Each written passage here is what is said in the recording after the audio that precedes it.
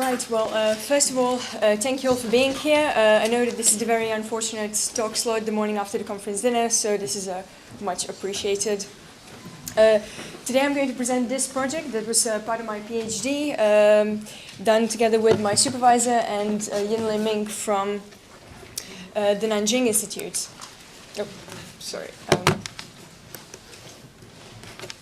Sorry, I'm getting used to the pointer.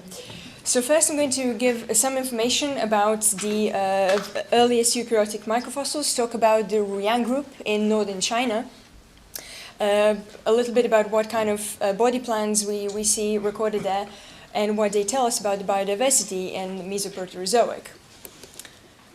So for most of the geological past, life was very tiny and did not produce any skeletal elements.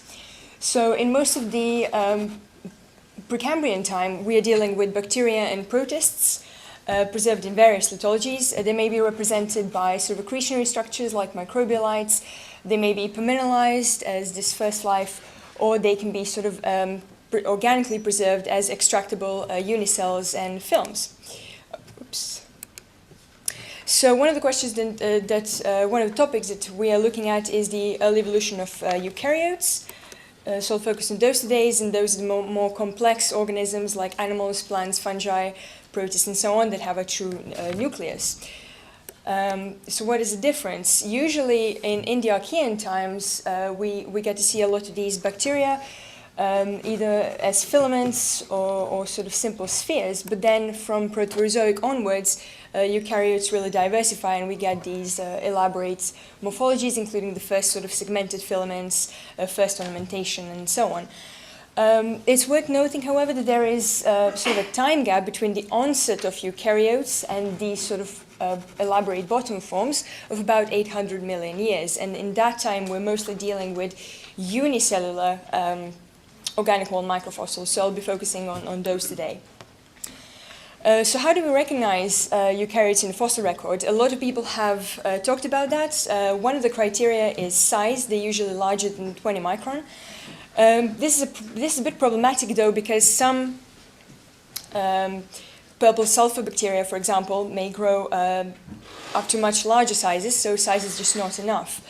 But also, organic wall microfossils may display some kind of complex morphology, either as these sort of spines protruding from the vesicle wall, or some kind of vesicle wall perforation or patterning, and so on. But size is sort of not enough. We need more than just the size to identify a eukaryote. And just to briefly summarize the fossil record of these earliest unambiguous eukaryotes, these blobs are the layospheres from northern China as well, from the Paleoproterozoic.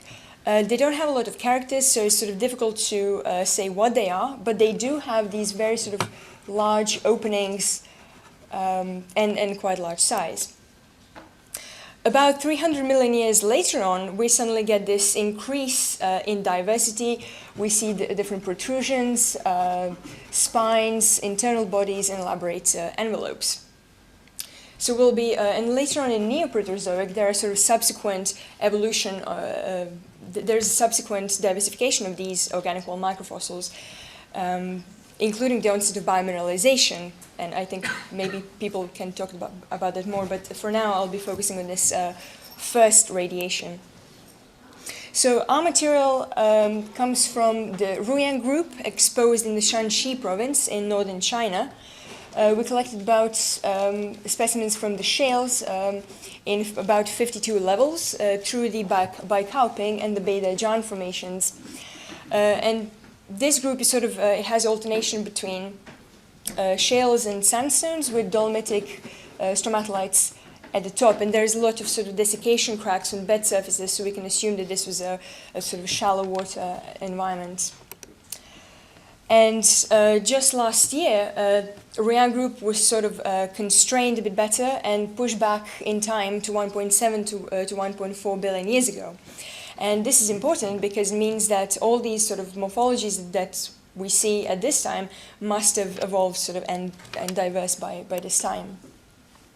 So now I'm just going to show you in the next couple of slides these morphologies that are recorded there. There's a lot of pteromorphic microfossils, which are these guys with sort of a central body and surrounded by an envelope.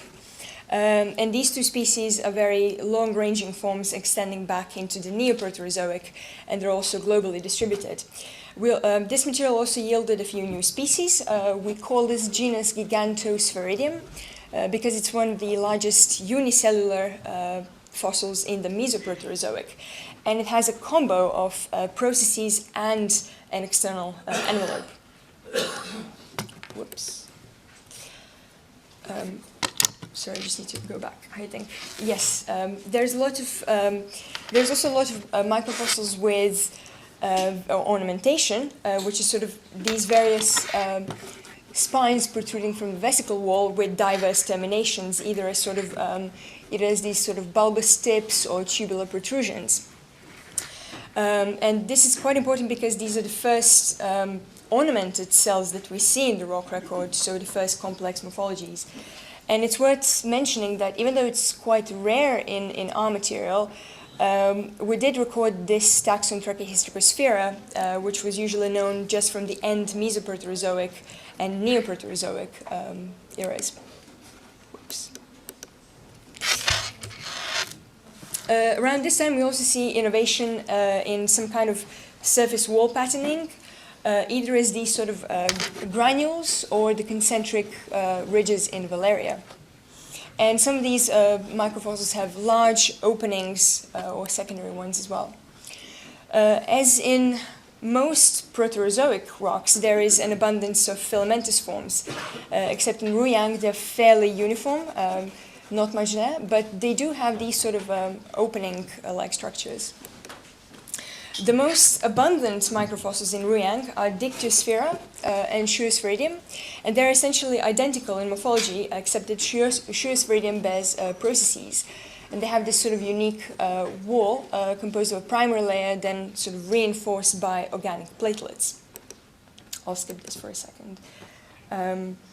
So these are the SEM close-ups of the vesicle wall of the microfossils, and we can see that they have a single layer with some kind of patterning and then additional reinforcement by these sort of elements on the internal side.